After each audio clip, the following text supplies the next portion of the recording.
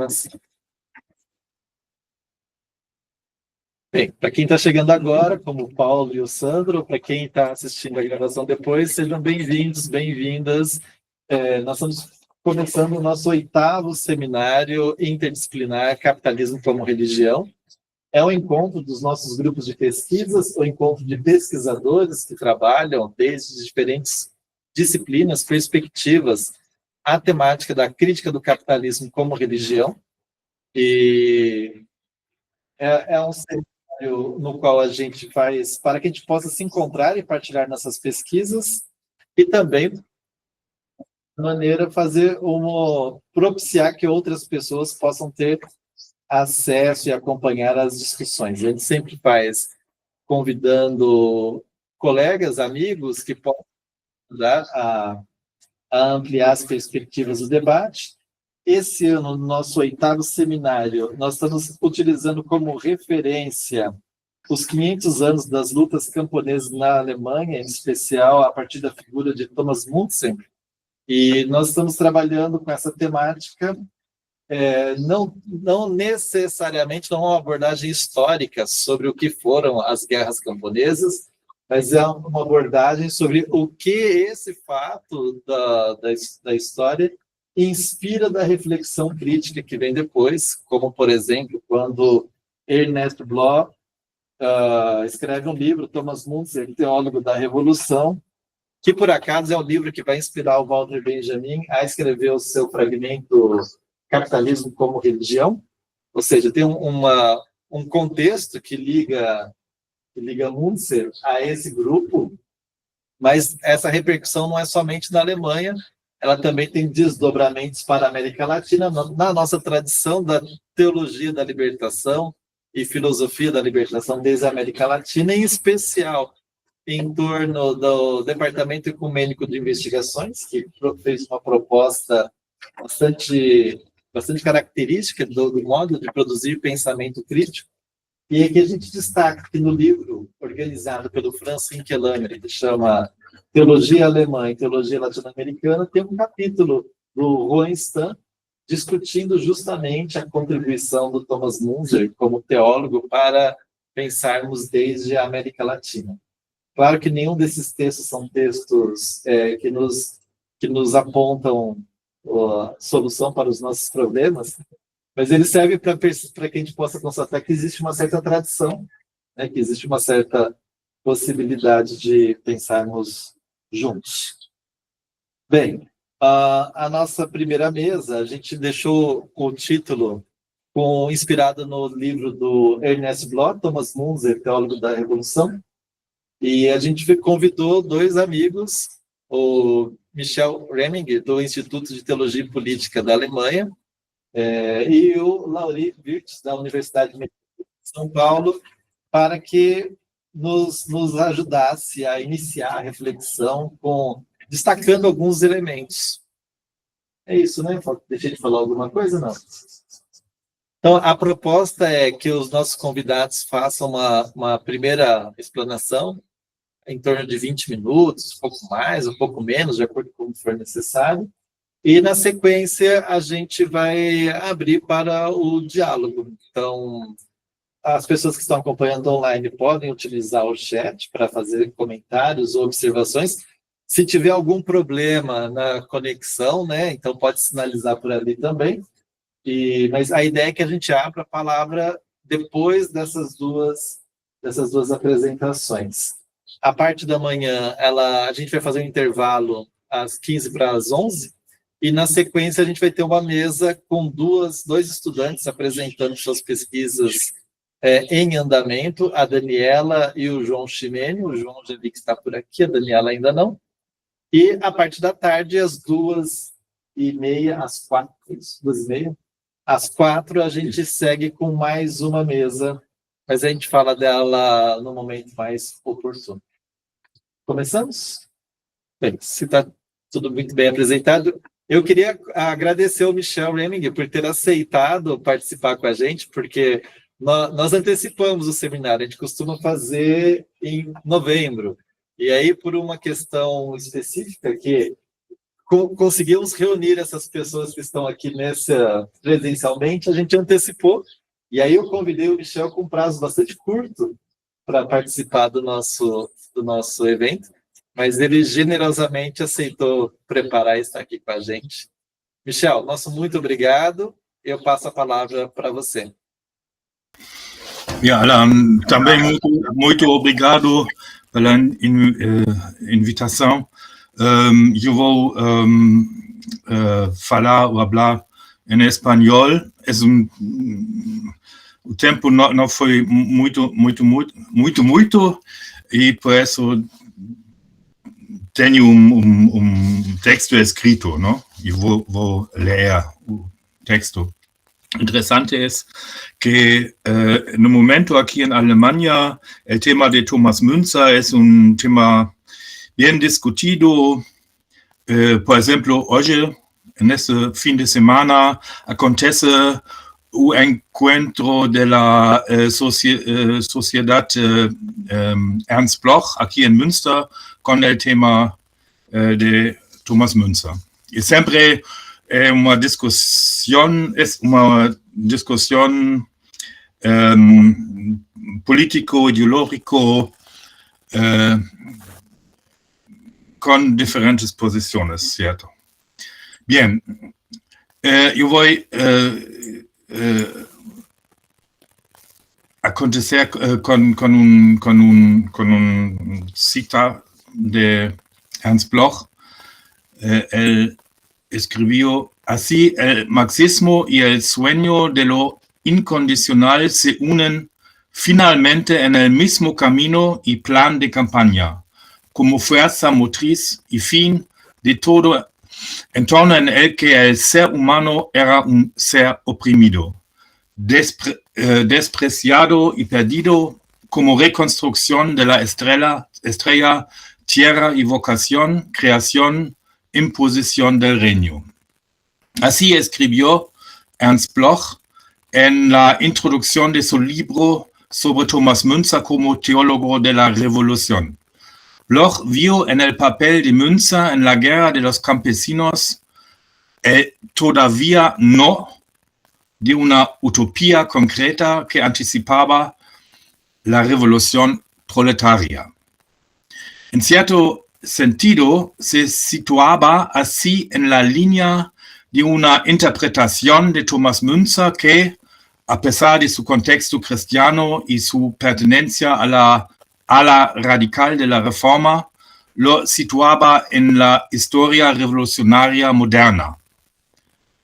Esto incluye, por supuesto, la recepción de Müntzer por parte de Friedrich Engels, quien, en consonancia con el materialismo histórico y su filosofía, teología de la historia, situó a Müntzer en el curso revolucionario de la historia. Para Engels, Müntzer era el revolucionario plebeo, mientras que Luther era el representante de la reforma burguesa. Toda la recepción de las guerras campesinas en la República Democrática Alemana se sumó a esta interpretación, que, a diferencia de la República Federal, proponía como Estado obrero y campesina una herencia positiva del reformador radical y veía en Münster y las guerras campesinas una revolución burguesa temprana. Lo interesante de Ernst Bloch, pero también de Friedrich Engels, es que no criticaron los fundamentos teológicos y religiosos de Müntzer, sino que los incluyeron en su comprensión del cambio revolucionario. Pero ahora voy a mi pregunta central. ¿Se puede hablar de Thomas Müntzer como revolucionario o precursor del movimiento revolucionario, o fue solo un reformador, aunque radical? Esta es la pregunta que se plantea en la literatura científica alemana, con motivo del 500 aniversario de Thomas Müntzer. Por ejemplo, el historiador Gerd Schwerhoff escribió reciente un libro importante sobre Thomas Müntzer. Escribe que no se puede hablar de un movimiento revolucionario en las guerras campesinas. Y sobre todo en el caso de Thomas Müntzer, por dos razones. Primero, no se trataba de un movimiento político porque estaba estrechamente vinculado a ideas cristianas y milenaristas. Y segundo, no se trataba de una revolución porque las llamadas tesis de Memmingen son un papel bien importante en las guerras de los campesinos, casi un manifiesto. Las tesis de Memmingen en las que Müntzer habría colaborado no exigían una superación fundamental del feudalismo. Las tesis de Memmingen se imprimieron en muy poco tiempo en una tirada de 11.000 ejemplares, una referencia a la importancia de la recién inventada imprenta. En estas tesis se exige una restitución de las antiguas condiciones, como por ejemplo el restablecimiento de los bienes comunes, es decir, la propiedad común de la tierra, el derecho a cazar en ella, etc. Según Schwerhoff, no existía una idea básica de una nueva concepción del Estado y la sociedad. Escribe, a los insurrectos les faltaban proyectos de futuro capaces de obtener el apoyo de la mayoría, formaciones partidistas claras y la determinación de imponer sus propios objetivos incluso por la fuerza, así como una ética común de actuación.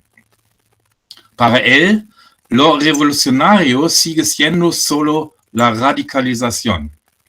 La reforma luterana, debe entenderse más bien como una revolución porque cambió el orden social. Al final, el historiador afirma, a pesar de todo su dinamismo, el acontecimiento de 1525 no tenía un potencial realmente transformador. Lo que queda es la fascinante historia de una acción salvaje. Dice sobre los batallas con los campesinos. Ahora me gustaría comentar los dos argumentos principales de Schwerhoff con los que niega el carácter revolucionario de las guerras campesinas y reduce las luchas a un acto salvaje. Por un lado, está la afirmación de que también para Müntzer la cuestión de la reforma de la Iglesia desempeñaba un papel destacado. Schwerhoff afirma que no se trataba de oponerse al orden feudal como tal, sino contra la justificación ideológica de la Iglesia Católica Romana. Pero aquí, Schwerhoff, al igual que muchos científicos liberales, establece una oposición entre teología, religión, ideología y política, a otro lado, que es difícilmente sostenible. Tanto desde el punto de vista de la teoría ideológica como en el contexto de una sociedad profundamente religiosa, no se puede separar la religión y la política. Los dos grandes momentos teológicos de Müntzer, su teología espiritual y su interpretación del Apocalipsis, el libro de Daniel en el Sermón a los Príncipes, son ejemplos de que no se pueden separar estos dos ámbitos. Sobre la teología espiritual de Thomas Müntzer. Así, por ejemplo, la teología espiritual de Thomas Müntzer está fuertemente influenciada por el misticismo de Tauler y también de Meister Eckhart. En su escrito El Manifiesto de Praga, Müntzer formula la oposición entre el espíritu y la escritura, entre la palabra interior y la palabra exterior. La palabra interior, según la tesis de Müntzer, define la capacidad subjetiva de reconocer la fe y aceptar su verdad. La escritura, la palabra exterior, no es necesaria para la fe en este sentido, aunque en ella, es decir, en el Evangelio, se manifiesta claramente la versión concreta y objetiva de la voluntad divina. La Biblia, que es la experiencia espiritual fijada por escrito, sigue siendo fundamental como instancia de control para verificar los testimonios espirituales. Esta teoría, una categoría polémico-hermeneutica, es, por tanto, un anticipio de un concepto moderno de sujeto en el que el individuo puede reconocer la voluntad de Dios sin la mediación del conocimiento clerical de las Escrituras. Y eso para mí es muy bien importante. Su función, la de unidad y diferencia entre espíritu y escritura, viene determinada por la cuestión racional sobre el criterio de la verdad cristiana y la escritura, por un lado, y por el postulado del poder transformador de la fe, experimentada en la apropiación subjetiva, por otro lado, en el ámbito problemático que se extiende entre ambos. Así lo formula el teólogo Kuno Füssel. En este sentido, la teología espiritual de Müntzer, que se extiende a lo largo de sus escritos sobre la fe inventada o poética, una escritura de Thomas Müntzer, y la Sermón a los Príncipes, otro texto de Thomas Müntzer, tiene un elemento democratizador y empoderador que va mucho más allá de las cuestiones de la reforma de la Iglesia. Aunque en las tesis de Memmingen se exige al principio la libre elección de los pastores por parte de las comunidades. Las tesis terminan con la afirmación segura de haber interpretado el Evangelio de forma veraz. En 12º lugar, nuestra decisión, escribe Thomas Müntzer, nuestra decisión y nuestra opinión definitiva es que si uno o varios artículos no se ajustan a la palabra de Dios, aunque no creemos que sea así, se nos demuestre con las palabras de Dios que dichos artículos son inexactos, nos abstendremos de ellos si se nos presenta la prueba con argumentos basados en las Escrituras. Que la paz de Cristo esté con todos nosotros. La última tesis de Memmingen. El fundamento teológico de la convicción de Müntzer tiene, por tanto, un aspecto muy político y puede describirse como una intervención política. Sin embargo, para darse cuenta de ello es necesario superar la separación burguesa entre la fe y la política. Es para mí muy bien importante para entender Thomas Müntzer. No separar fe y política. Segunda parte sobre la apocalíptica. El trasfondo apocalíptica apocalíptico y milenarista de Münzer también se toma como prueba de su carácter apolítico, y incluso Schwerhoff lo considera prueba de su carácter no revolucionario. Este trasfondo apocalíptico de Münzer se condensa en su Sermón a los Príncipes, un texto bien importante de Thomas Münzer, en el que en el castillo de Allstedt, una ciudad en Thüringen, en Alemania del Este, exhorta a los príncipes a cumplir la voluntad de Dios, que consiste en establecer un orden socialmente justo. Él dice: hay que arrancar la mala hierba del viñedo de Dios en la época de la cosecha. Entonces el hermoso trigo rojo estará raíces firmes y crecerá bien. Pero los ángeles que afilan sus hoces son los siervos serios de Dios, que llevan a cabo el celo de la sabiduría divina. Münzer exhorta a los príncipes a participar en la lucha contra el anticristo, es decir, a actuar contra los príncipes católicos. Cuando estos se oponen, Münzer toma una decisión. Lo que había dicho en el sermón a los príncipes, porque los impíos no tienen derecho a vivir, sino lo que los elegidos les concedan, como está escrito en el libro de la salida, Éxodos.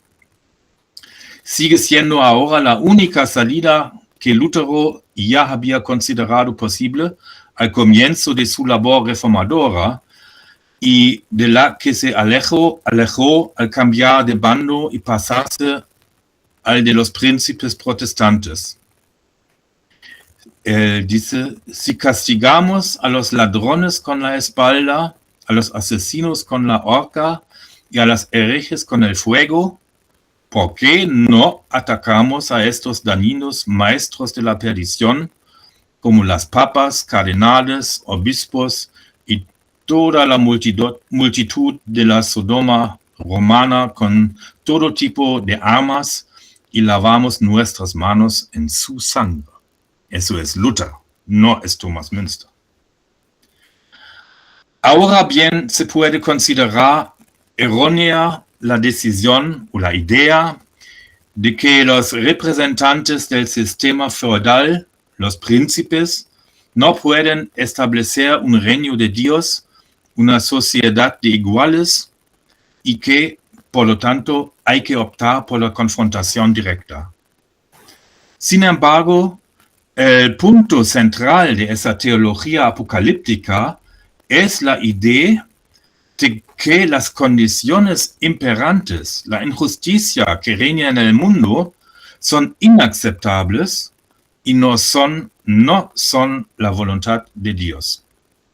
Y que, por lo tanto, se trata de derrocar esta desorden. El historiador Goertz, otro historiador alemán, interpretó esta idea de Münzer en el sentido de que la teología apocalíptica rompió básicamente con la Iglesia constantiniana y su interpretación del mundo, con su doctrina de los dos reinos. Rompió con el discurso de la oposición entre el cielo y la tierra y convirtió el reino de Dios en un tema de la tierra y del mundo. El historiador Goertz formuló así la plausible tesis de que con Münzer se puso fin a la relativización de todo el tiempo por la eternidad. Se terminó con la Edad Media y con la Reforma, o más bien con el ala radical de la Reforma y las revueltas campesinos, se inició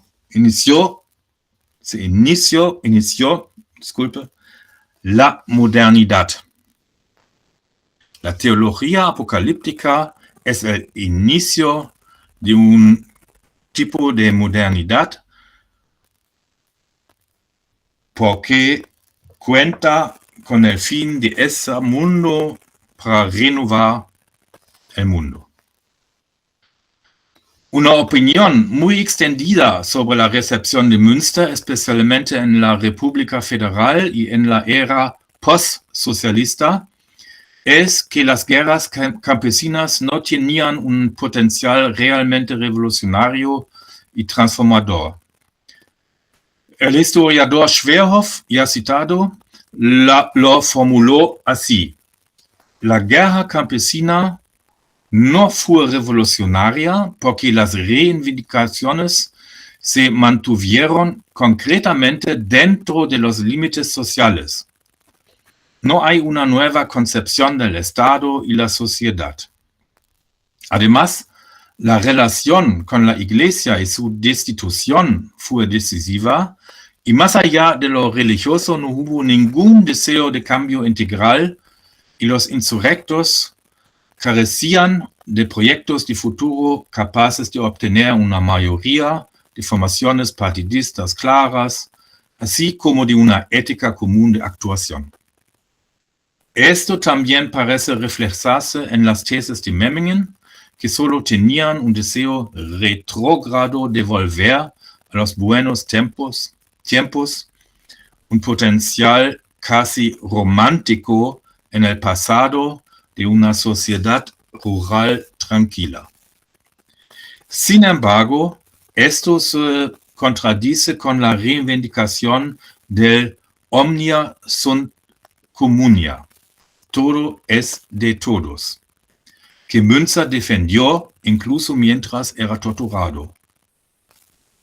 Ha dicho: queríamos organizarlo de tal manera que omnia, latín, ¿no?, que omnia sunt communia, todo fuera común, comunitario, y se distribuyera a cada uno según sus necesidades en la medida de lo posible. Esta reivindicación encierra la idea de superar el orden de propiedad existente, que no solo se consideraba la raíz de todos los males sociales, sino que su superación se entendía al mismo tiempo como la condición para un orden de propiedad conforme a Dios y que permitirá la igualdad. En cualquier caso, según Kuno Füssel, el objetivo claro es el alivio económico de las clases más bajas y la sustitución del orden señorial por un comunal y democrático.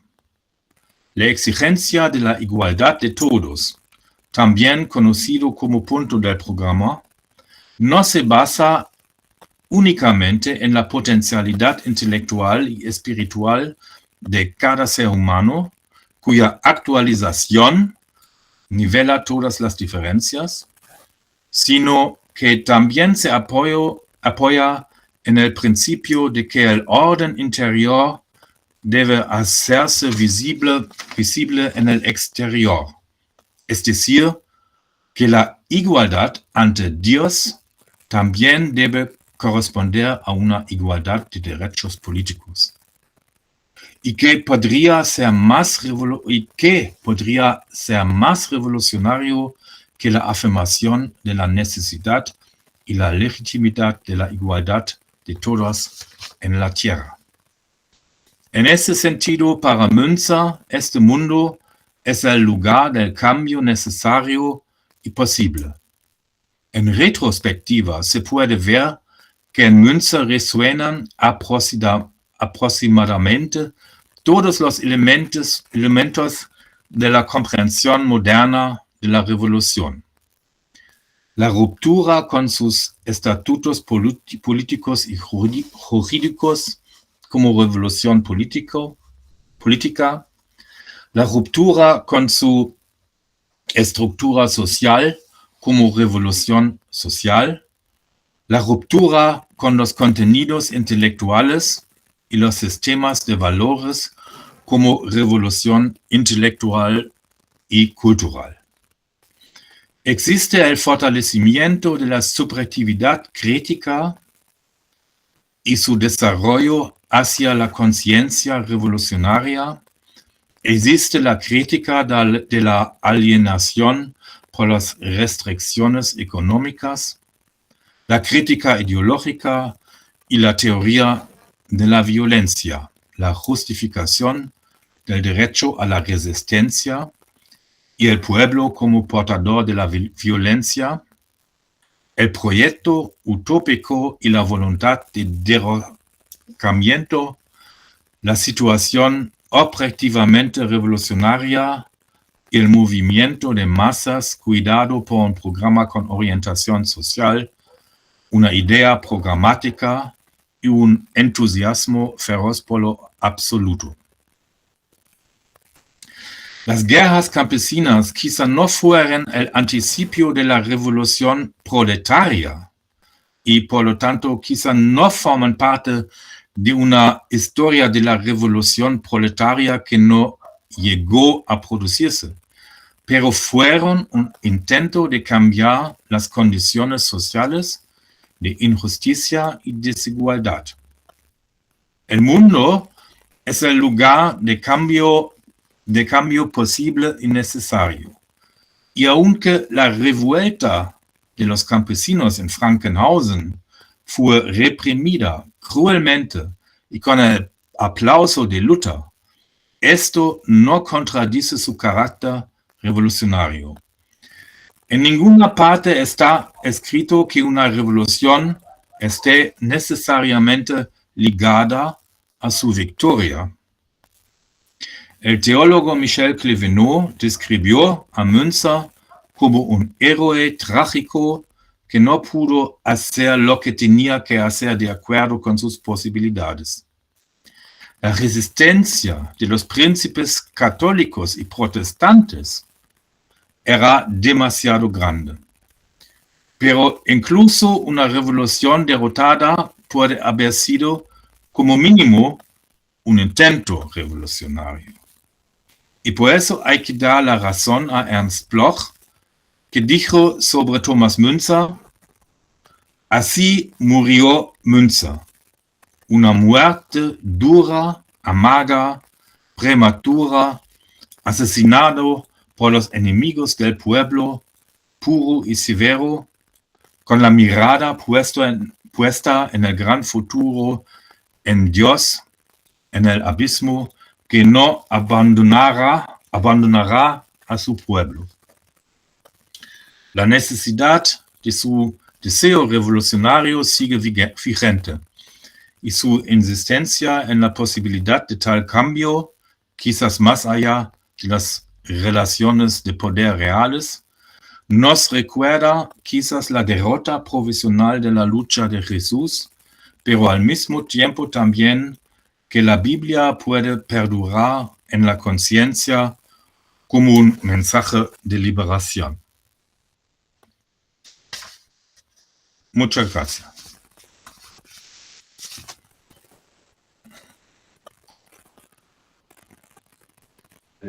Muito obrigado, Michel, pela sua intervenção. A gente foi bastante clara, todo mundo conseguiu entender perfeitamente bem o espanhol. Então, e antes da gente fazer os primeiros comentários, a gente vai passar a palavra para o Lauri, e aí, na sequência, a gente volta para o debate. Posso começar, então? Sim. Então, gente, obrigado pela oportunidade, um prazer aí ouvir o Michel mais uma vez, né? Eu vou fazer o que eu sei fazer mal e porcamente, é de tentar localizar isso um pouco no contexto histórico. Eu penso que as discussões teóricas, elas estão ancoradas no contexto, a partir de onde elas acontecem, elas revelam aspectos, talvez, se a gente discute os textos assim, abstraídos do seu contexto, a gente não percebe. Então, eu vou, rapidamente, eu tinha feito alguns slides, mas vou resumir cada tempo, tentar mapear um pouco quem são os grupos sociais que estão aí disputando a arena política naquele tempo. Então, a gente tem um grupo extremamente importante, que são os príncipes, que são descendentes da nobreza medieval, mas que estão num processo de se tornar, de se distanciar, se tornar independente politicamente do poder do império. A gente tem que pensar, esse é o tempo da criação dos estados nacionais. É aí que as unidades regionais elas vão se fortalecendo, política e economicamente, e isso vai criar uma série de atritos. Por exemplo, você tem uma tensão entre príncipes e a baixa nobreza, ou em relação aos príncipes e as cidades independentes, que eram cidades imperiais, submetidas diretamente ao poder do imperador. O que esses príncipes, qual era o interesse deles que estava em jogo? Uma é a descentralização em relação ao poder imperial, mas a centralização regional.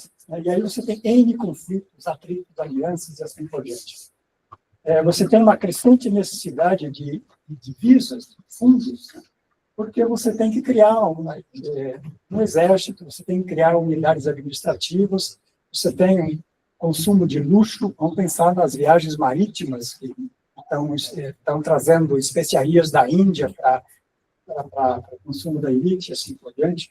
Isso vai levar a uma proliferação de impostos, de mecanismos de extorsão, assim por diante. Interessante para a gente entender depois lá na reivindicação dos camponeses, quando eles têm, uma das reivindicações de fato, voltar ao direito antigo.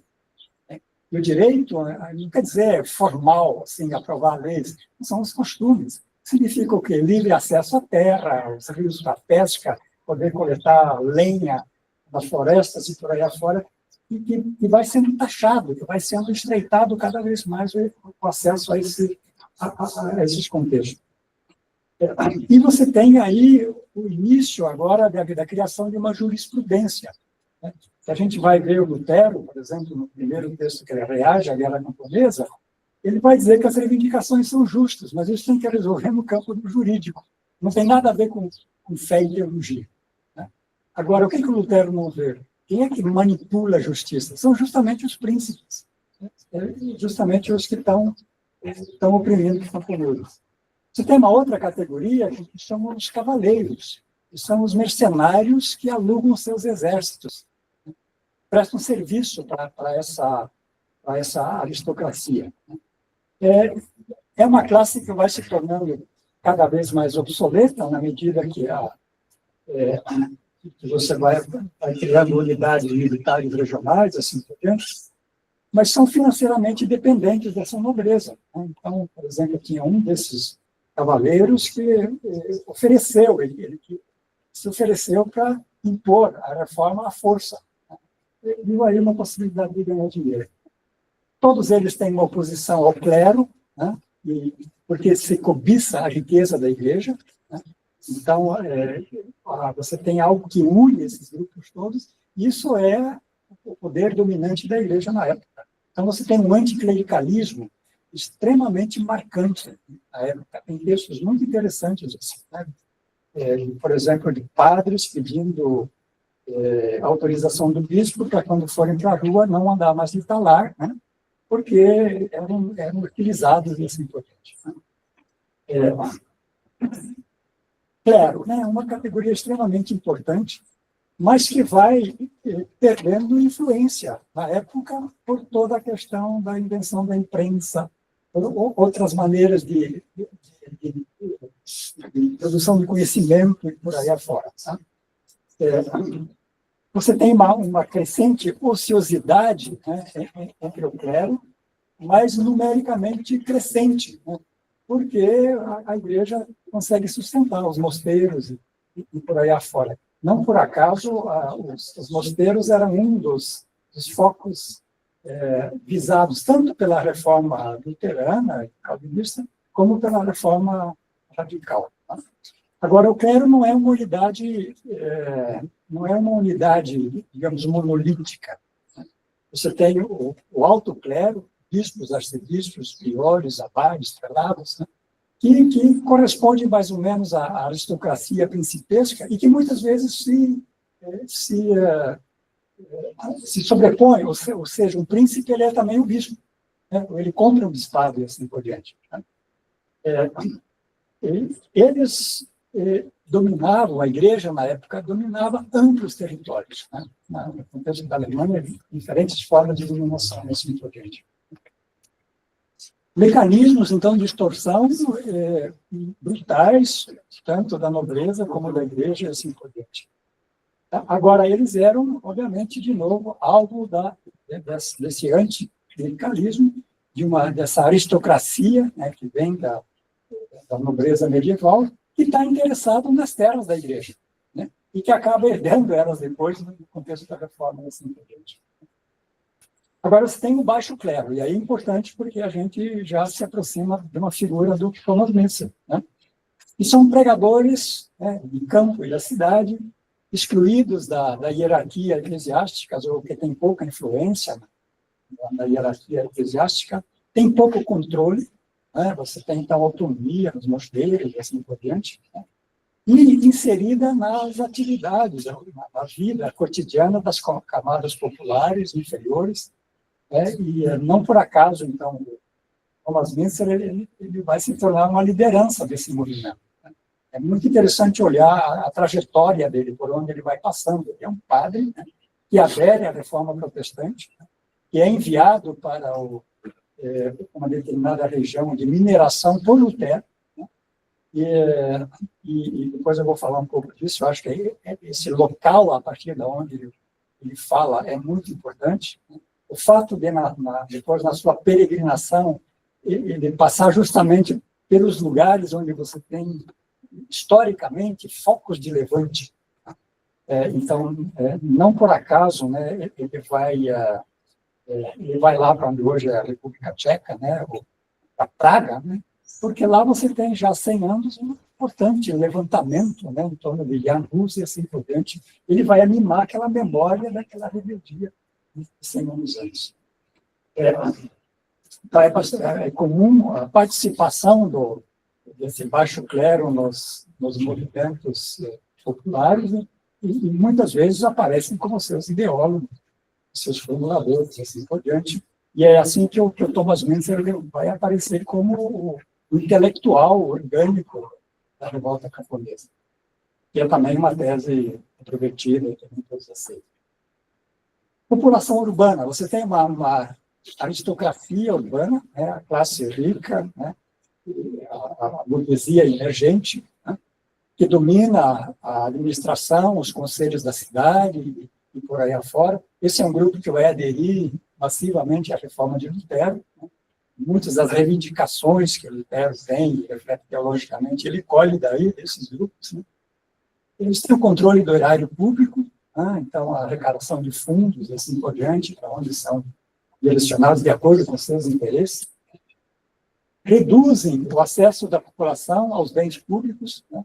Então, aí uma das questões que eu vou falar rapidamente, o acesso às florestas, a pesca dos rios, as pastagens, assim por diante, eles vão taxando para aumentar a sua arrecadação, né? São os que interpretam, manipulam as leis de acordo com seus interesses. Você tem o Engels vai chamar de uma oposição liberal, né? Uma oposição aos patrícios, que são as camadas médias da sociedade, vão pensar aí os tecelões, esse pessoal que ganha a vida prestando serviço, assim por diante, uma pequena burguesia, que reivindicam, né, a participação nos conselhos da cidade, ou o controle dos direitos das corporações, assim por diante, né? E são os que pleiteiam regulamentação. A gente tem que pensar que nós estamos aí no início de uma divisão social do trabalho. Não é mais o feudo lá em que todo mundo faz tudo, mas você começa a ter uma divisão social do trabalho. É interessante olhar isso nas pinturas, nas gravuras, amplamente divulgadas na época, como essa divisão social do trabalho vai aparecendo.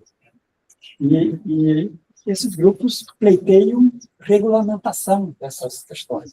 E a gente vai ver que lá na reivindicação, numa delas, porque você tem muitas dos camponeses, você também tem essa ideia de relações como os donos da terra, assim, mediante contrato. Essa é uma reivindicação.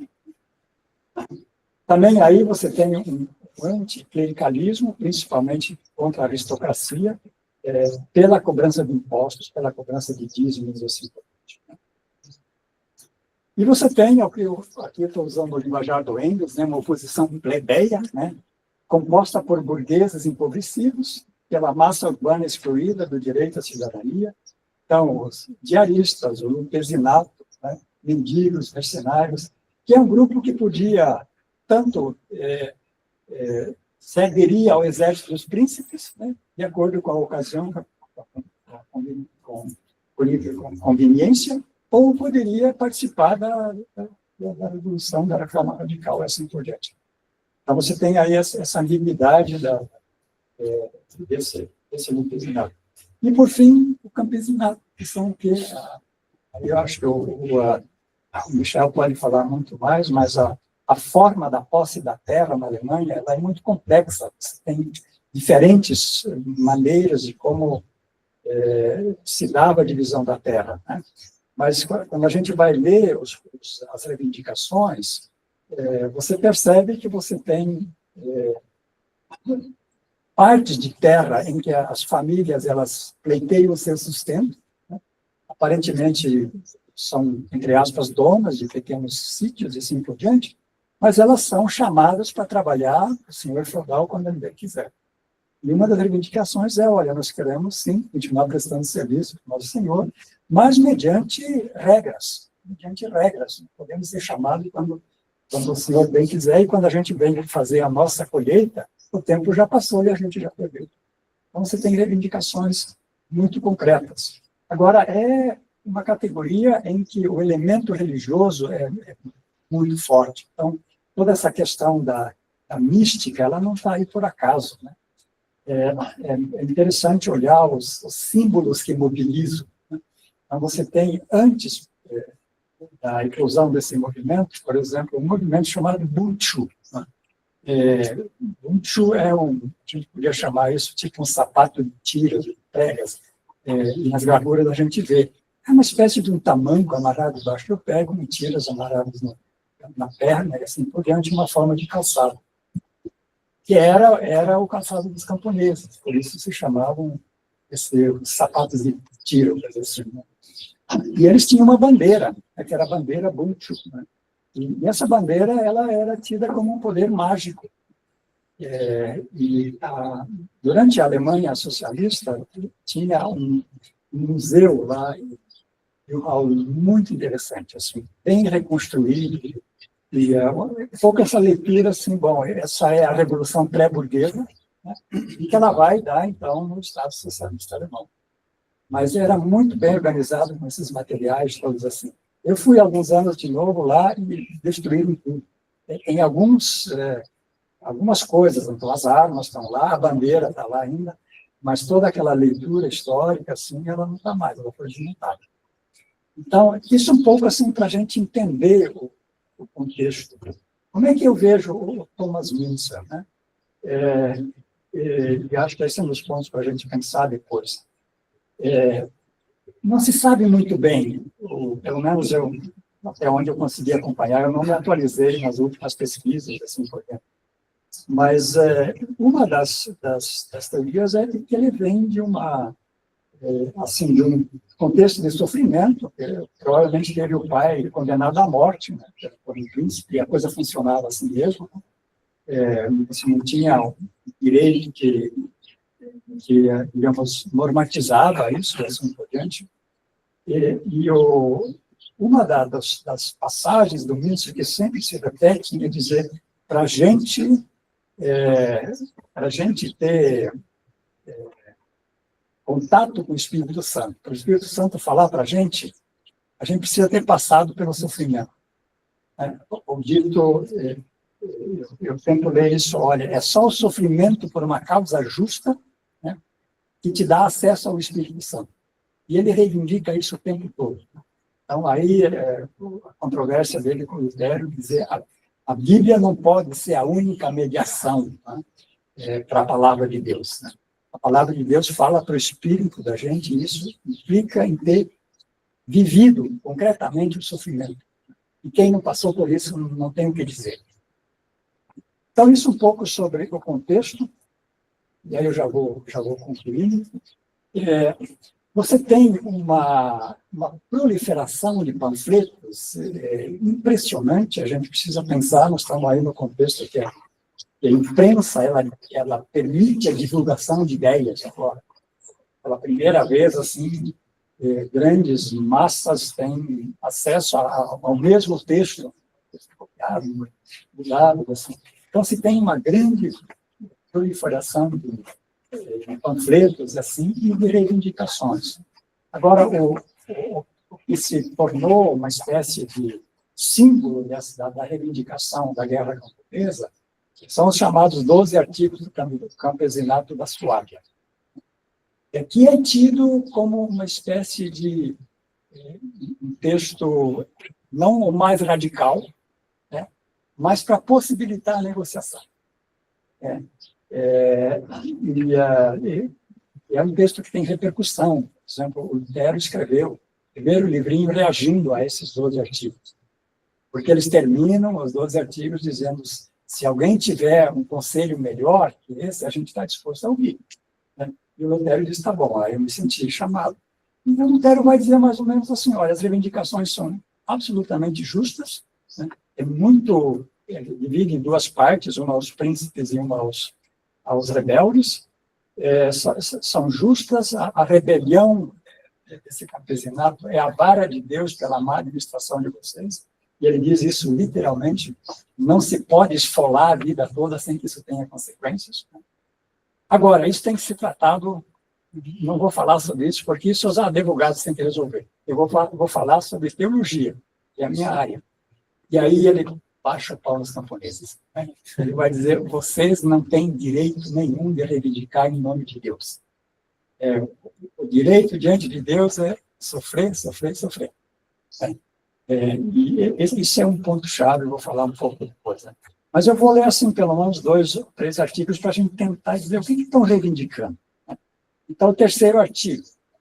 Tem sido costume até aqui que fomos considerados servos, o que é lamentável, considerando que Cristo redimiu e comprou a todos nós com seu precioso sangue. Pastor de ovelhas, da mesma forma como o superior, sem exceção alguma. Veja, aqui você tem uma ideia interessante. Né? Se Cristo redimiu todos de forma igual, nós queremos ser tratados de forma igual. Depois eu vou voltar a essa questão. Quarto artigo. Tem sido costume até aqui que nenhum homem pobre recebesse autorização para caçar animais de aves ou pescar em águas correntes, que nos parece inconveniente e não fraterno, mas interesseiro e contrário à palavra de Deus. O que a gente tem aqui sempre aparece de novo a reivindicação ao direito antigo. Né? Nós queremos como era, né? Quando a gente poderia. Vou pensar um pouco naquele contexto, né? No inverno, né? Brutal, você não pode ir na floresta pegar lenha, ou o marceneiro que está ganhando a vida não pode ir lá derrubar uma árvore, ele tem que pagar. Se ele vai pescar no rio, ele tem que pegar uma parte do peixe, assim por diante. Então, o que a gente tem a rigor?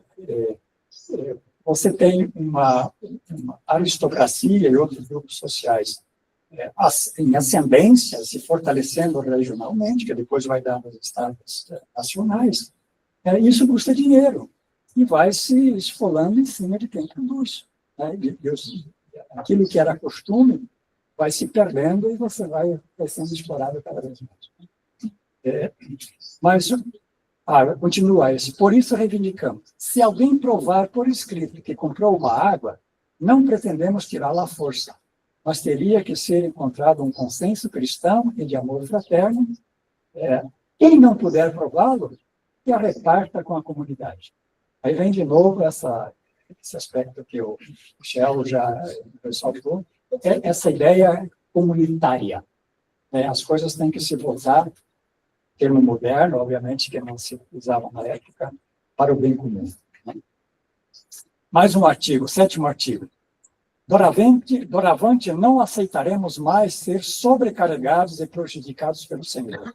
Se um senhor arrendar uma propriedade a alguém, que isso aconteça mediante um acordo entre o senhor e o camponês. Além disso, o senhor não deverá obrigá-lo, nem pressioná-lo, nem esperar mais serviços ou outros gratuitamente, a fim de que o camponês possa desfrutar da referida propriedade sem sobrecargos. Então, aí você tem toda essa questão do cotidiano. Você pode ser chamado para trabalhar no feudo a hora que você quiser, assim por diante. Você não tem... ou se você arrenda, quanto deve ser pago dessa renda, isso depende do que o senhor decidir, você não tem uma regulamentação, e assim por diante. Eu vou terminar com 3 questões assim, que eu acho que é interessante. Primeira, esse levante, ele não acontece do nada, assim, ele não cai no vácuo. É uma crise de longo tempo, que vai aparecendo. E você tem movimentos focais de resistência, né? Por exemplo, você tem um movimento chamado autoflagelos, flagelantes, né? Que são peregrinações, de aldeia para aldeia, as pessoas fazendo penitência, se autoflagelando, né? Para pedir para que Deus os acuda em seus sofrimentos e assim por diante. Então, isso mostra que você tem a institucionalidade do cristianismo aparentemente se descolou dessa realidade, né? E você tem coisas que vão ser importantes, por exemplo, muito antes do Lutero falar que quem perdoa os pecados é Deus, né? Esse pessoal se perdoava mutuamente. A gente tem relatos, obviamente, dos observadores, assim por diante, escrevendo como eles faziam. Olha, um se ajoelha diante do outro, perdoa-se, confessa seus pecados, e ele impõe as mãos e perdoa. Mas ele não tem autoridade para isso. Ou assim, tem uma figura famosa lá, um Hans Böhm, né, que é um camponês, né, flautista de Gelnhausen, começa a pregar, e isso vira uma peregrinação. Isso durou 2 meses, ele foi captado pelo príncipe, enforcado e acabou. Por aí afora, a gente tem esses focos. Tem na Boêmia esse movimento russita, né, que é uma primeira tentativa de cisma, né, em 1415. Não por acaso, o Thomas Müntzer vai para Praga e lá faz um manifesto retomando essa. Então, você tem, digamos, algo que está fervilhando a tempo. Agora, é a primeira vez que você tem agora um levante regional amplo, né, que vai se espalhando por várias regiões, assim por diante. E o Engels vai chamar isso de uma revolução pré-portuguesa. A segunda questão que eu queria destacar, e que eu vejo pouco discutido, é o lugar social a partir da qual se elabora a crítica teológica, né, nesse contexto. Para mim, isso em Müntzer é chave. Ele é um cara que adere, um padre que adere ao movimento de Lutero, é enviado para um local de mineração e conflito, e lá ele chega a articular um conselho que toma o poder da cidade por um tempo.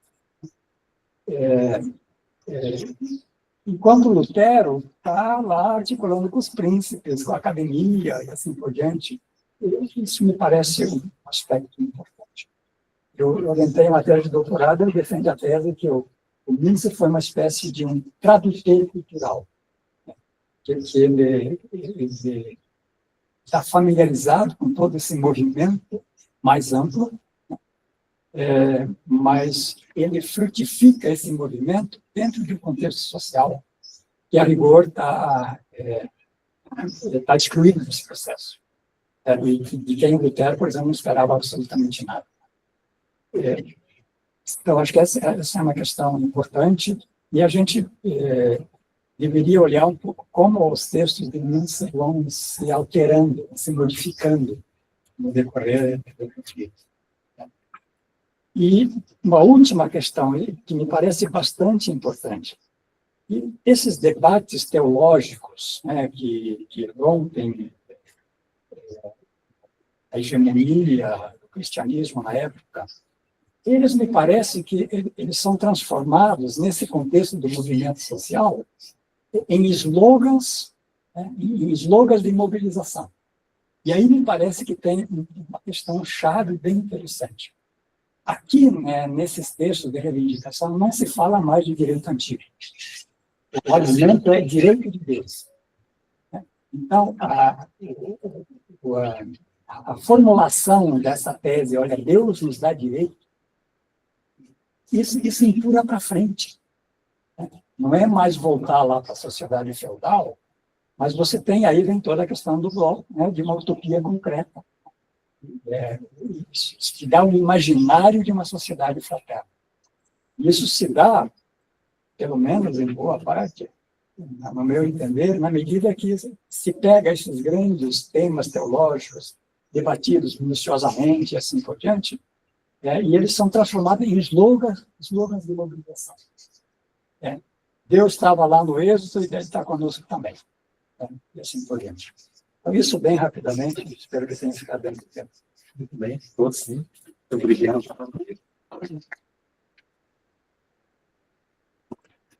Pois bem, nós temos essas duas provocações para iniciais e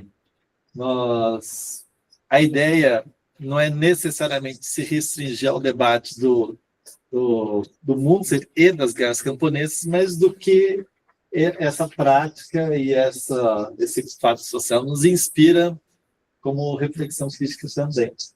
Então, a gente tem meia hora para conversar sobre essas questões. Quem começa? Júnior. Eu primeiro queria agradecer os dois, que realmente me ajudou a pensar bastante. Não sei se bastante, mas me fez o cérebro funcionar um bocado. A nossa conversa, nessa tradição de seminários de capitalismo e religião, eu acho que temos um tema comum que se discute com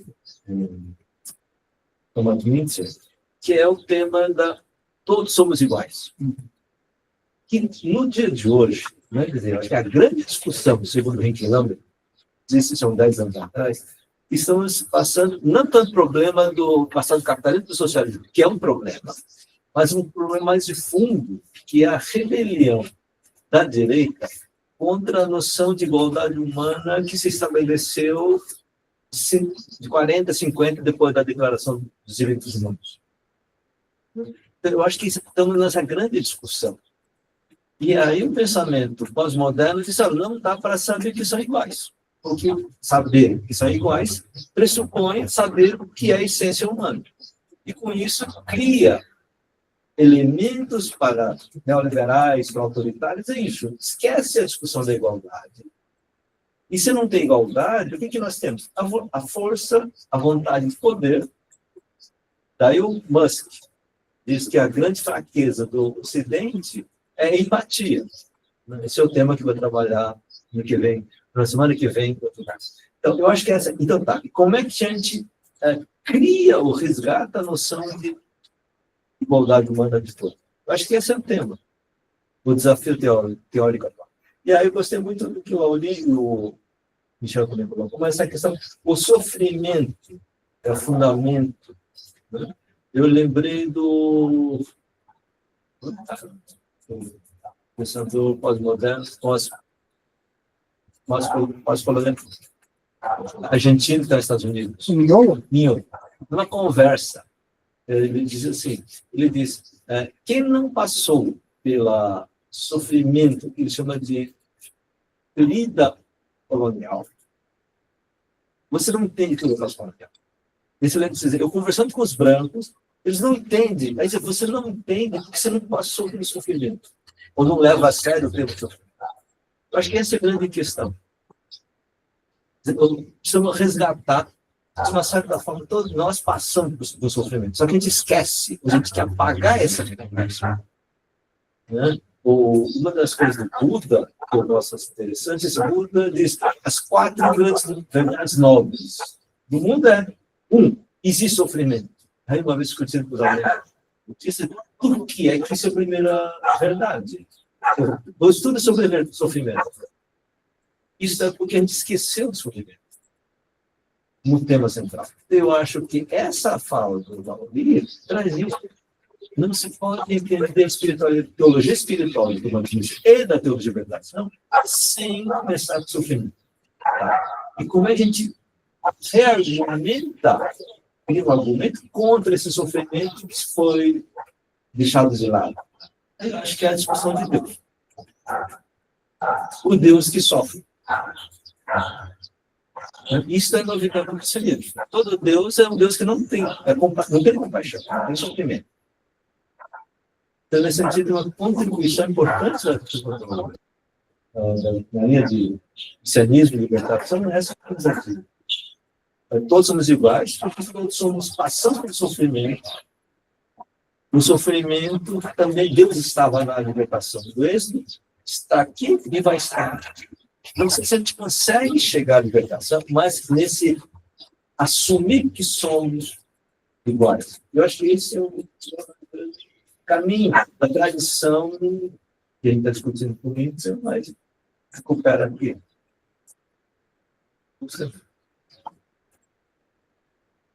Bom, primeiro agradecer, né, estar de volta aqui.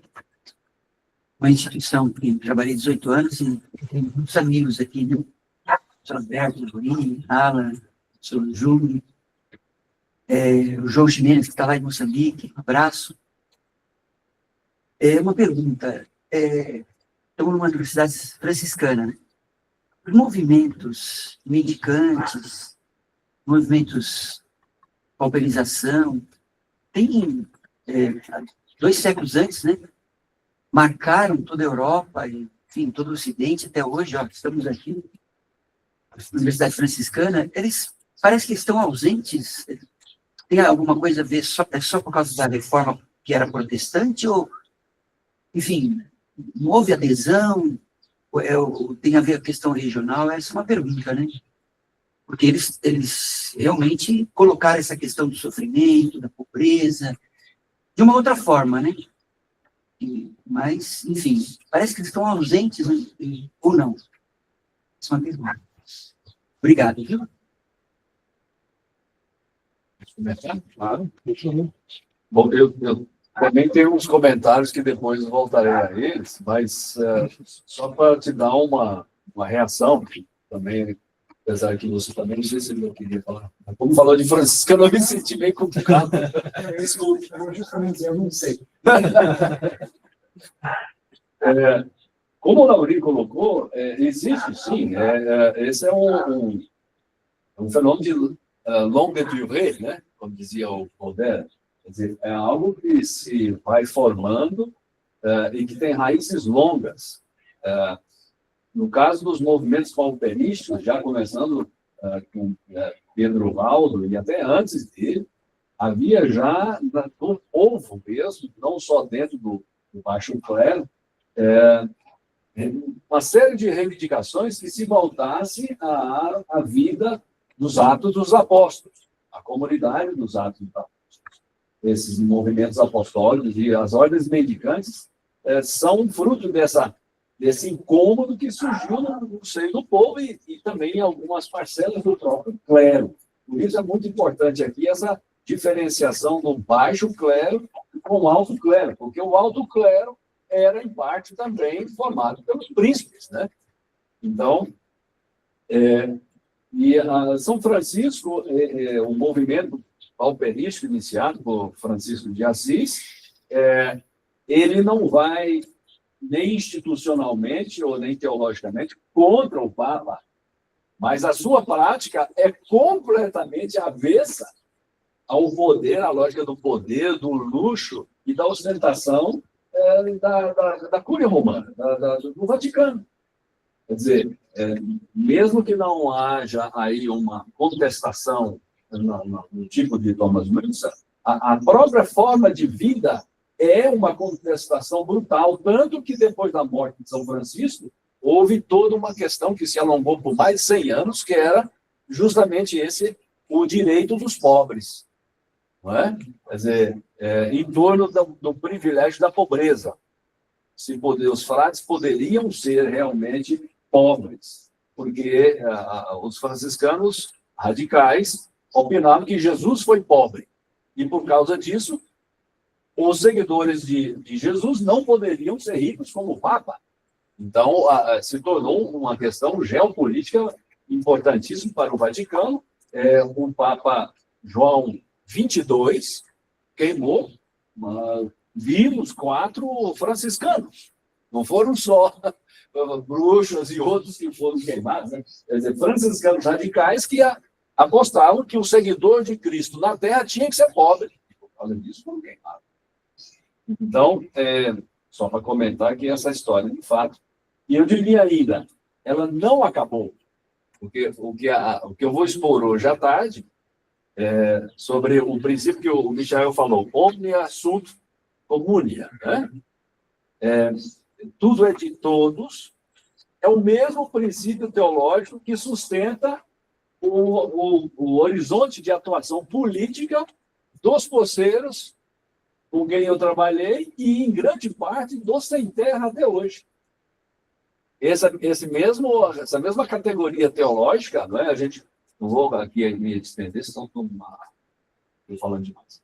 Mas não acabou. Essa história e essa interpretação teológica que serve de fundamento para uma prática política ainda não acabou. E eu vejo mais ainda atualizada naquilo que o Jung muito bem comentou, ele fez a ligação, na questão da igualdade, e eu diria até mesmo na questão da ecologia.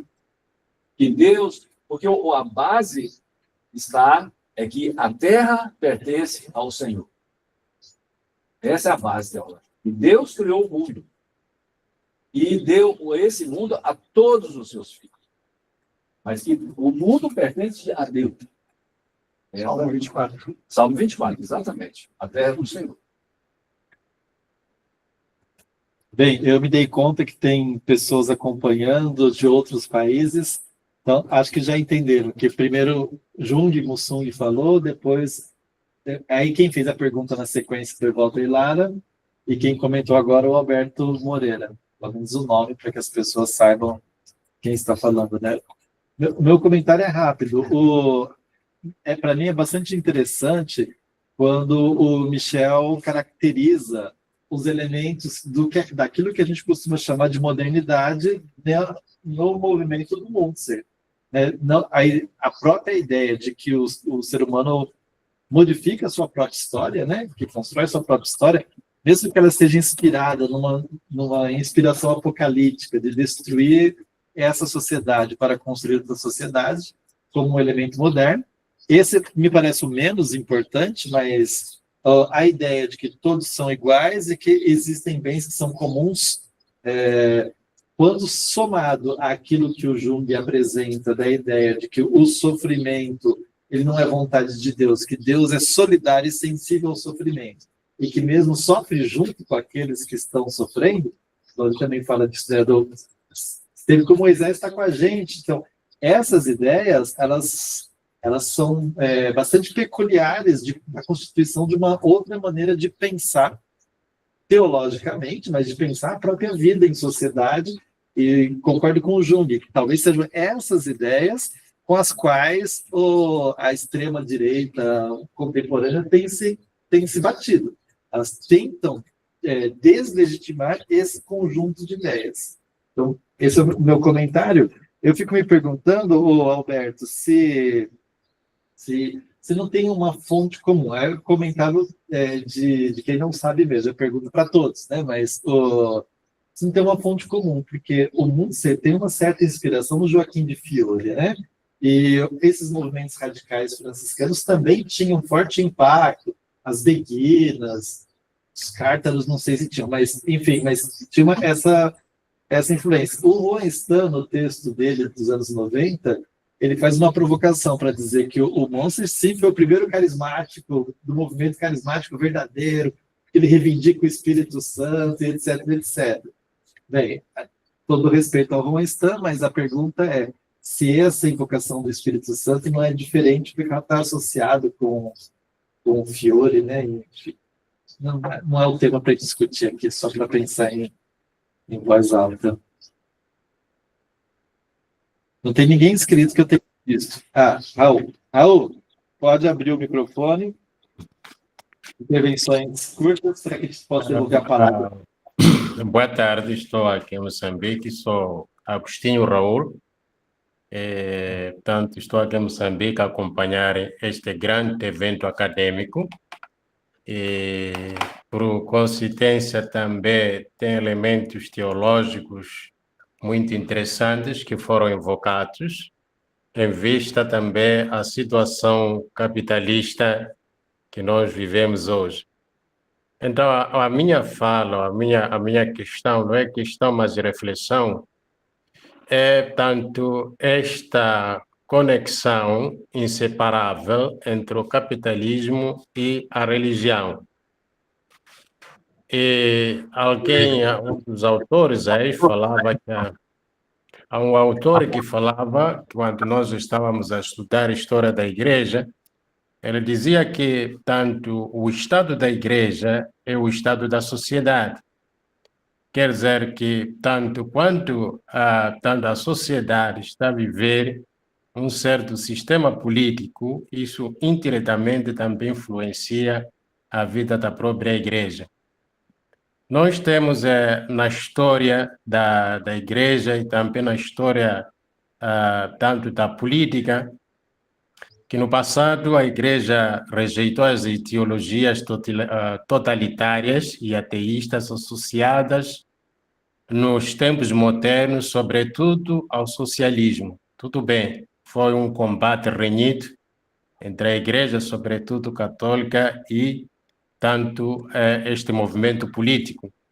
E também, ao mesmo tempo, parecia que, ao combater o socialismo, a religião parecia estar a favorecer o capitalismo, porque é o mesmo tempo em que o capitalismo também ganhou muita popularidade, porque, como sabemos, a religião carrega muita gente e influencia rapidamente. Então, a crítica feita pela religião ao capitalismo, aliás, ao socialismo, acabou influenciando tanto o crescimento da política capitalista. Agora, voltando para o que está a acontecer agora, que eu acho que, em algum momento, são influências do capitalismo na religião, tanto a fundação ou, diríamos assim, a apresentação das novas teologias dentro de muitas igrejas. Uma delas é a teologia da prosperidade. Se formos a ver a teologia da prosperidade, dificilmente enfatiza a salvação lá no céu, mas olha mais aquilo que é o imediato.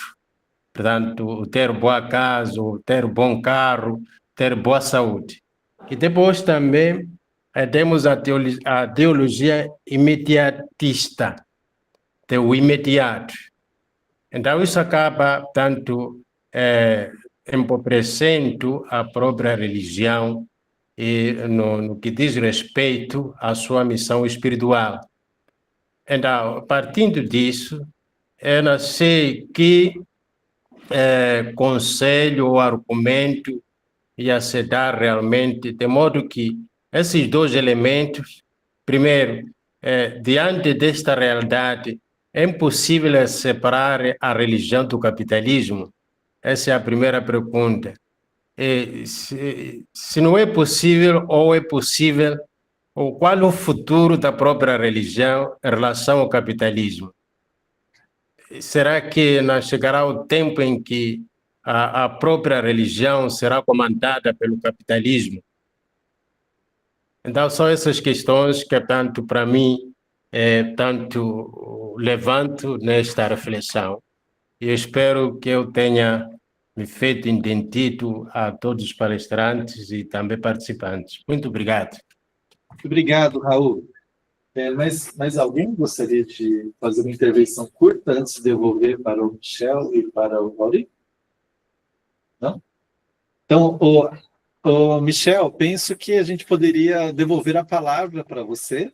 Eu penso que a gente falou em português bastante rápido, então, se você tiver algo que você tenha dúvida da compreensão, pergunte aqui, que Alberto e Lauri podem ajudar a contextualizar o que foi exatamente o que foi dito, mas a ideia são os comentários, não é necessário responder às intervenções, mas novos comentários.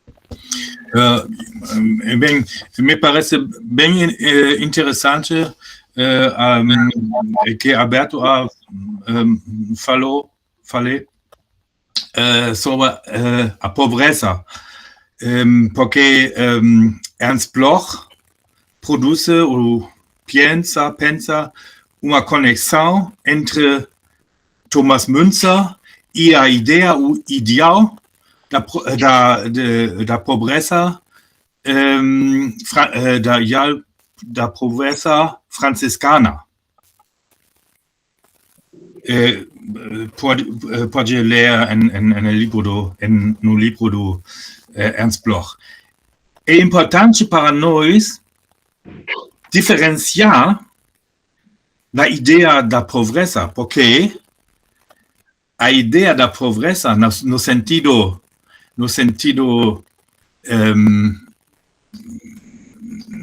certo do protestantismo, é outra ideia do que a ideia da pobreza no movimento franciscano.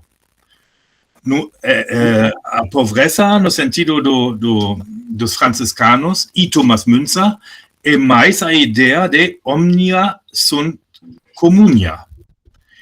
E a ideia luterano e calvinista é mais uma distância ao mundo e, como sabemos, foi o início para o desenvolvimento do capitalismo.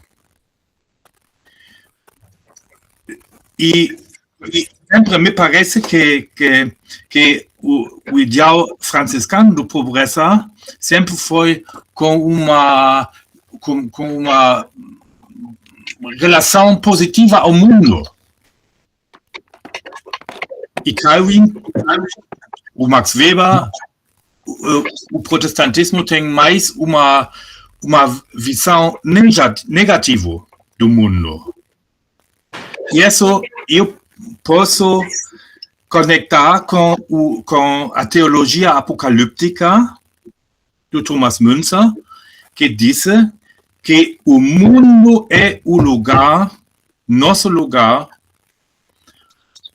para vir, para compartilhar e tudo isso.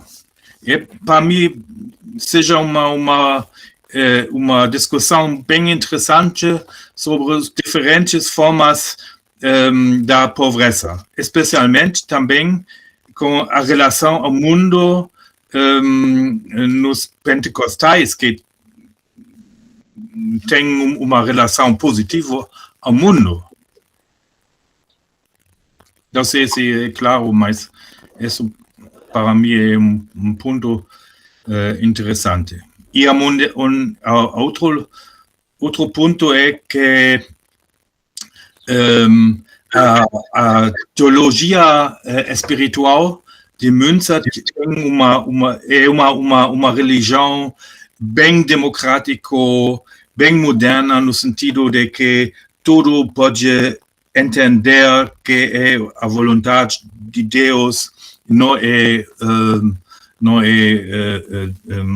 conectado com clericalismo, com estruturas da igreja hierárquica e tudo isso.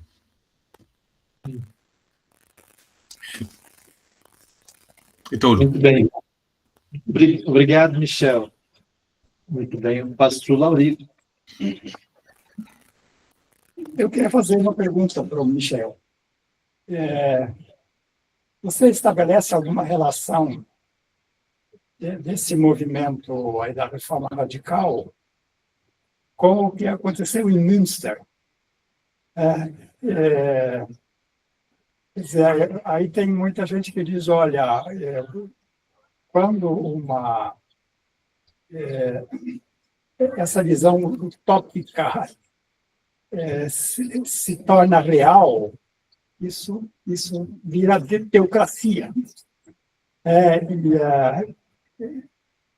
A gente pode fazer uma conexão entre Thomas Müntzer, a Reforma Radical, e o episódio lá da ocupação de Münster.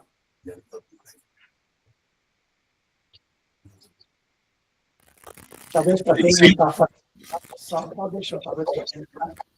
Teve um período, isso, entre 26 e 27, esse movimento anabatista, que está ligado a isso, e a questão do anabaptismo é um tema bem interessante para o planeta, mas eles chegaram a tomar uma cidade, que é justamente a cidade de Münster. E aí tem toda uma discussão em torno, porque tem toda uma linha de leitura de que aquilo se tornou uma teocracia extremamente ferrenha, com muito conflito interno e assim por diante. E foram, assim, brutalmente massacrados, e hoje tem lá umas gaiolas, lá ainda penduradas nas paredes, onde as lideranças foram enjauladas e deixaram morrer de fome. Assim, essa foi a reação da retomada. Mas eu queria ouvir a relação entre a Reforma Radical e Claro, o reino dos batistas em Münster foi parte do mesmo movimento dos campesinos que apareceu em toda a Alemanha. A diferença é que em Münster estavam mais burguesas do que no resto da Alemanha, no campo. E que bem interessante é que podemos falar do reino dos batistas em Münster como o movimento dos campesinos com Thomas Müntzer de comunismo primitivo. Omnia sunt communia dos campesinos e todos para todos em Münster, na cidade. A mesma coisa. Nesse sentido, foi uma semelhança bem profunda.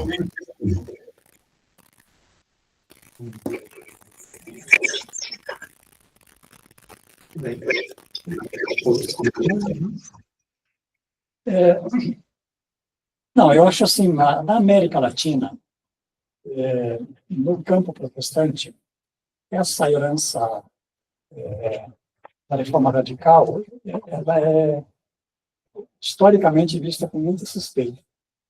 Muita suspeita, e se repercute uma característica que está lá em Melanchthon, escreveu o primeiro livro sobre isso, sistema negativo, que é um secretário de Lutero, por aí fora.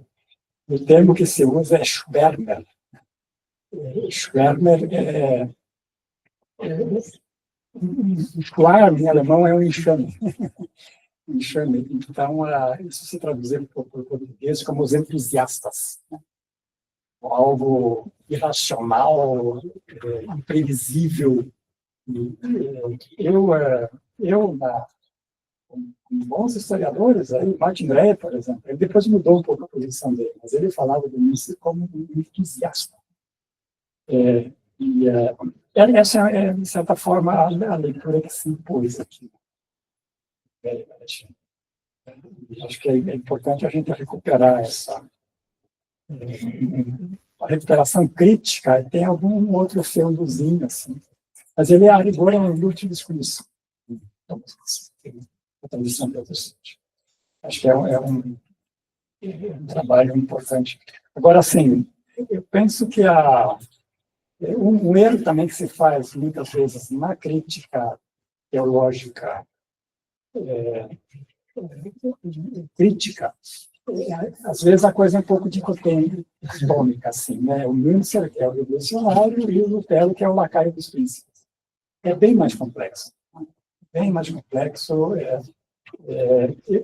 Eu penso que aí também se tem um tema interessante para discutir, que é a imaginação utópica. Eu acho que é a força motriz desse movimento importante, e a noção de plausibilidade histórica. O Lutero, ele dizia, na Candelinha dialogava, não tem chance, vocês vão ser massacrados. Não é possível. Né? Então, você tem essa tensão entre plausibilidade histórica e imaginário utópico. E aí eu acho que nós estamos dentro de um universo muito atual. Né? Eu acho que para provocar o Alan, assim, né? Eu acho que nas próximas eleições eu vou votar no PSOL. Né? Sabendo que o PSOL, quando vai ganhar o poder, ele vai ser o PT. Já está sendo. Essa é a ambiguidade. Né? E aí eu acho que a gente teria outros temas importantes. Aí eu puxo aí o registro luterano. Acho que o Lutero tinha clareza da fragilidade da articulação política. Ele vai dizer a polis é um lugar em que se faz a gestão da morte para o mal não tomar conta do mundo. Mas não esperávamos isso. Agora, um outro eixo que eu acho que se estuda pouco é a questão da economia, do oikos, que para o Lutero é a casa. Agora, a casa não é a família pequena, mas a casa é o lugar em que se reproduz e preserva a vida. Essa é a função da economia, fundamental. Né? Então, ali não pode ter negociação, tem que fazer isso. Né? Agora, ele tem uma visão estática que os príncipes eles seriam agraciados por Deus para garantir isso na economia. Ele não faz isso. E aí a gente tem que distinguir um pouco a visão calvinista da visão luterana. O Weber diz isso. O Weber diz, a rigor, o Lutero não quer separar igreja e Estado. Ele quer que o Estado cumpra aquilo que a igreja ensina. Isso tem um deslocamento bem importante depois no contexto calvinista. Mas aí seria tema para um outro seminário. Mas muito bem. Ainda bem que o Lauri fez um momento de a breve defesa do Lutero, né? Posso entrar aqui? Pode, claro.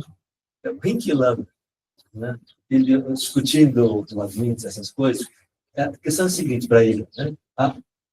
O problema do Novo Testamento é que o Apocalipse, que vem do sofrimento, não tem saída. Daí, bum! Quem tenta resolver algo é o Paulo. Nós precisamos do Espírito, mas precisamos da lei. Essa tensão, eu acho que essa é uma grande questão que, teologicamente, a gente tem que desenvolver melhor. Né?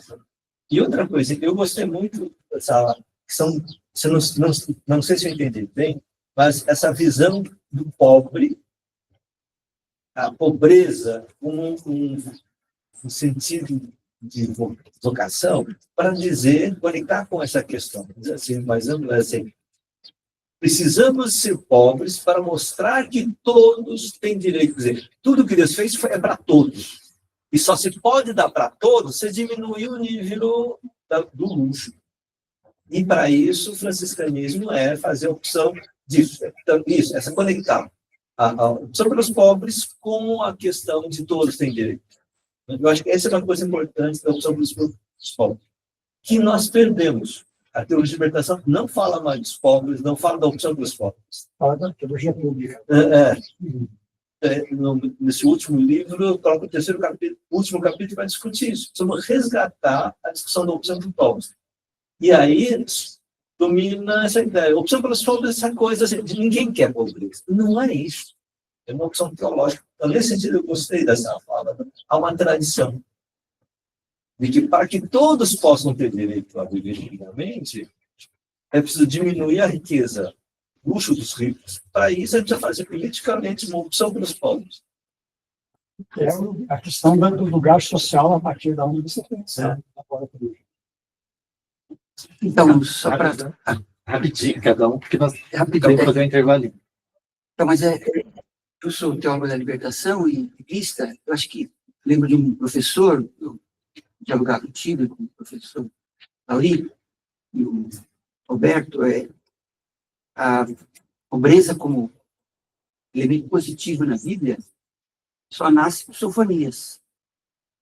Se vocês não buscarem a pobreza, e aí você vai ter uma leitura, então, muito dicotômica, muitas vezes, extrema. Ou pobreza tem que ser eliminada no sentido diverso, e é muito complexo isso, ou ela tem que ser assumida. Então, a teologia da libertação tem alguns, né? Tem até escrúpulos. Eu aqui, por exemplo, na cidade, no meu programa fui candidato, falava dos pobres, que eles precisam, o CAD único precisa ser olhado com lupa. Os meus companheiros diziam, não fala disso. Fala da teologia da prosperidade, não fala de pobre. Então, você tem hoje é um desafio muito grande reassumir sofonias e o Sermão da Montanha, ou de planície, como elemento positivo. Né? É isso. Porque aqui, como diz muito bem o Lauri, tem muitas coisas que não dá para a gente aprofundar. Porque dentro dessa inspiração franciscana, medieval, que a gente pode dizer católica, está o fato do omnia sunt communia, do pertencimento a todos. E Deus criou o mundo para todos, a questão, se quiser, simplificando bastante, comunitária. Enquanto que a religião, o ethos calvinista, que impulsiona, justifica e ajuda o desenvolvimento histórico do capitalismo, é o ethos da iniciativa individual, da santificação, digamos, individual.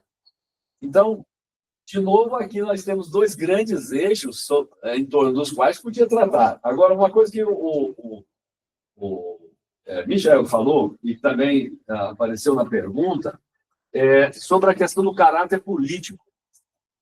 Eu acho muito importante também, vou voltar a falar sobre isso hoje à tarde, que em sociedades altamente religiosas, como são, ou pelo menos tem sido a brasileira, latino-americana, que era da Alemanha, toda a europeia da Idade Média, a religião é a gramática pela qual os pobres, é a única gramática que eles têm de explicação do mundo e da realidade. Então, eles articulam as suas respostas políticas através de um vocabulário teológico, mas é claro. Então, é falsa essa oposição entre religião e política. Né? Quer dizer, de novo, aqui na América Latina, no Brasil, vamos lembrar de Canudos, vamos lembrar do Contestado, vamos lembrar dos Múcares, por exemplo, no Rio Grande do Sul, que vem, são anabatistas. Né?